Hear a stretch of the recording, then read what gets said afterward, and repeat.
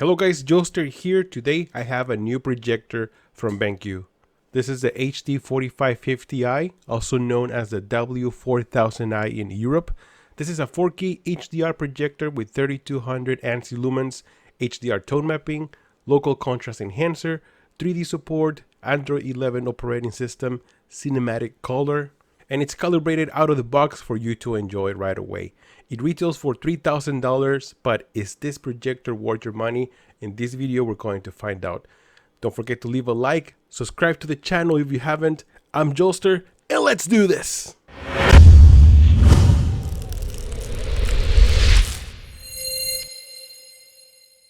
Alright, first of all, I already did the unboxing and first impressions of this projector. So if you want to learn more about the settings and all the features it has, I'm going to leave a link right here on top of this video where you can see that video. Now in this video, I'm going to focus more on my experience using this projector while watching movies, playing games, 3D support and everything. So let's do that. Okay, first of all, this projector is very bright. The 4 LED light source provides excellent brightness for great HDR performance and a light source life of 20,000 hours in normal mode and smart echo and 30,000 hours in echo mode. So you don't have to worry about replacing the lamp anytime soon. Now out of the box, this projector looks amazing. 4K content and even 1080p movies look very sharp with accurate colors. The HT4550 is using a 0.65-inch DLP chipset from Texas Instruments to achieve 4K resolutions, and the results are amazing. Now one question I get a lot is about the rainbow effect. Now personally, I haven't seen any rainbow effect in this projector, and I have tested several different types of movies and no rainbow effect at all. Now BenQ is using their HDR Pro technology to enhance HDR tone mapping and contrast, and also local contrast enhancer. Now this provides better details in bright and dark areas. This is excellent for dark movies like The Batman, where you can see highlights when it's needed and more shadow details in dark scenes. I was blown away on how beautiful the picture looked. Colors look accurate and well balanced. Another feature I like is BenQ's 24p True Cinema Motion Enhancement to reduce judder in movies. Now once again, this is great for movies because they run at 24 Hz, but if you can't stand judder at all at 24p, there's also motion enhancement at 4K.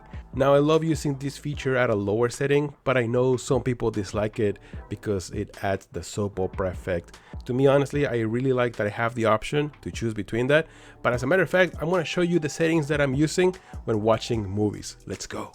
Alright, so these are going to be my personal settings that I'm using when watching movies with this projector. Let's go into the picture, and right now we have picture mode HDR10. We also have the option of filmmaker mode. If you want, let me show you the difference between HDR10 and filmmaker mode. Honestly, it's not much of a difference, but you can choose either one of these options. I'm going to continue using HDR10 for the meantime in this video. So let's go back to HDR10, and then fast mode is turned off. This is only when you are gaming. Brightness, contrast, color, tint, and sharpness is all out of the box, 50%, and then sharpness is at 12%. Let's go to advanced color settings right here. This is where things are going to start change a little bit. All of this is out of the box. I didn't mess around with anything of that. White color gamut, I usually don't, honestly, I don't like this because this will make the picture very cool. It has this like a cooler tone, like a bluish tint on it, and I didn't like it. You know, I think it doesn't look that original. It doesn't look good. I prefer to turn this off. It has a warmer tone. The skin tones look even better with white color gamut turned off. So that is just what I see in my choice. Over here in Cine Master, this is where things change a little bit more. So color enhancer, I have this one on level 3. Flesh tone is 0. Pixel enhancer, I have it at 5. This is sort of like a sharpness. Motion enhancer 4K, this is what I was talking about. So even though this projector does support 24p and it does help a lot, but I still see some judder in movies, especially when they're panning. So I really enjoy having motion enhancer 4K, and this one I keep it at low. Now remember, this is going to add a little bit of soap opera effect, so that's why I don't use it on high, because I don't like it too much. But in low, I think it's the best setting because it does enhances the picture, especially when it's panning the camera. Local contrast enhancer, also another feature that I love because it does brightens the picture. So I keep this one in low because it adds a little bit of brightness. I'm going to show you right now. So I turn it off, and then if I set it on high, you guys can see more details, right? You can actually notice that difference. But at the same time, you start lifting those bright levels, and then this affects the shadow details and black levels. So if you like to have something in between, I will suggest to keep it at least in low, maybe in the middle. It doesn't look bad in the middle too, but I feel like in high, even though I can see more details in the picture, black levels are affected. So I try to keep it either in the low or in the middle. I'm going to leave it at low. Then let's go back a little bit, and if you go to display over here, this is where you turn on the 24p True Cinema. This really helps a lot if you like to keep that cinematic experience. I will suggest to turn this on. If not, you also have that motion enhancer that I just showed you, and that is what I use for movies. Another feature I like is 3D. I am so happy to see that BenQ still supports 3D on their projectors because I love watching 3D movies at home. It is active 3D, so you'll need active 3D glasses for DLP projectors. At first, the picture looked a little off, but switching to 3D Sync Invert fixed the problem. So this depends a lot on the 3D glasses that you have, so be sure you either disable or enable the 3D Sync Invert option. For gaming, I connected the Xbox Series X and the picture looks fantastic. You need to activate fast mode for the lowest input lag and turn off motion enhancer 4K and noise reduction. Also make sure that you're not using any keystone adjustments. Now I thought turning on fast mode will do this automatically, but no, you still have to do this manually. I've been playing Street Fighter 6 in HDR and I love how colorful this game looks. Now, even though I love gaming on a big screen just because of the immersive experience, I still prefer to play multiplayer games on either a TV or a monitor, like Call of Duty, because I feel like I'm more focused on a smaller display than on a big screen. Now, with that being said, I truly enjoy playing single player games on a big screen monitor just because of the experience. Just feels that I'm part of the game. Now I'm using this projector on an 80-inch ALR screen, which provides better black levels, and the projector is sitting a little bit more than 8 feet away from the wall. The setup process is very easy since the HT4550 offers both vertical and horizontal lens shift capabilities and also a 1.3 times zoom and focus adjustments. The optics have 0% offset to the screen, so the center line of the lens from the ceiling mounted projector will be at the center of the projected image. However, you can shift the lens 60% down when your projector is ceiling mounted. The projector performs great on a 100-inch, 120-inch, and up to 150-inch screen sizes, and here are the distance you need to achieve those sizes. But how does it perform on a 150-inch Cine wide screen? Let's find out. So this is a massive 150-inch max wide screen by Elite Screens.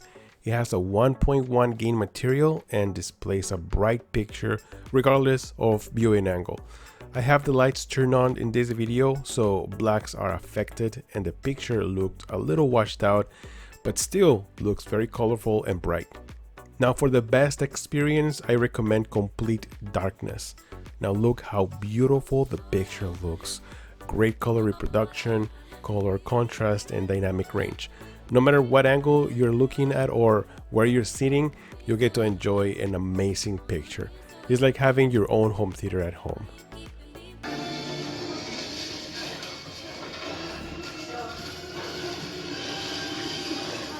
The projector comes equipped with a single 5-watt speaker powered by Trebolo. Now, it seems many of you are out of practice. Let's take some time to review the basics of how to care for a beast, shall we?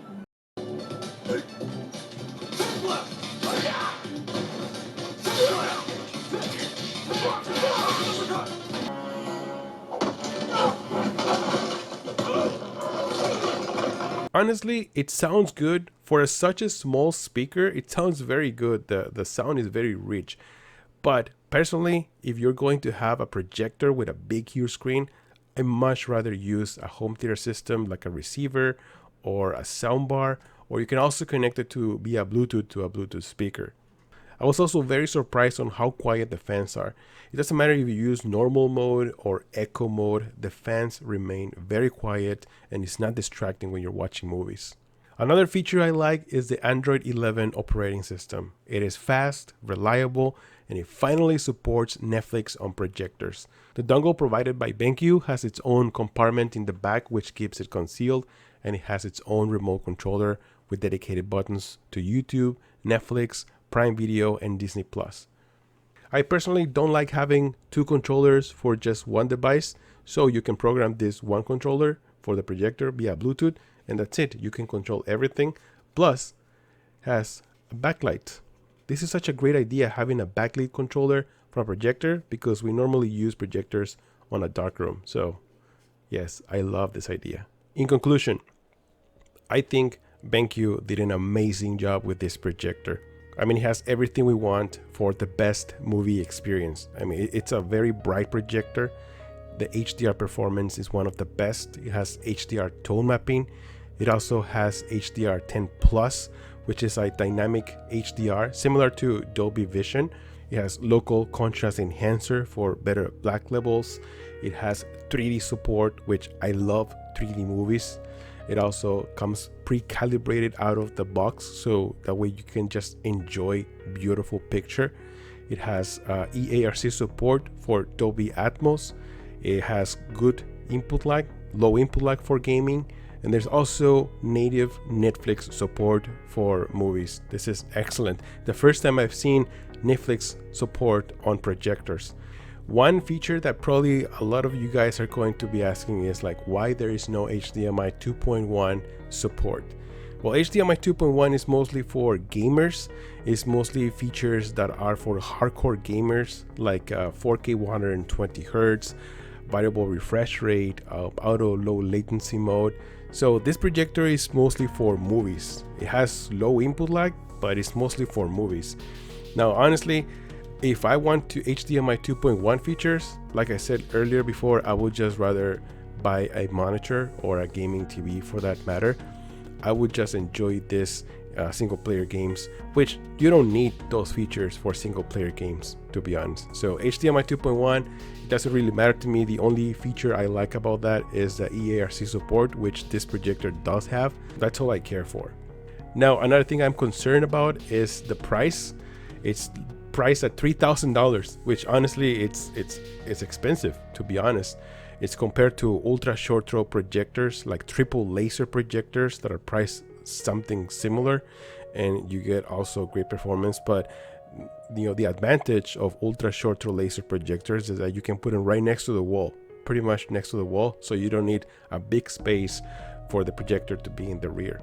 But at the same time, all the features that you're getting and the beautiful picture and the performance, I think the picture is worth every penny. Let me know in the comments below, what do you guys think about this projector if you're planning on buying one. There's going to be a link right there in the description of the video, so you can go directly to BenQ and buy it right now. Thank you so much for stopping by. I hope you guys enjoyed this video, and if you did, smash that like button and also subscribe to the channel if you haven't. I'm Joester, and I'll see you guys on the next one. Joester out!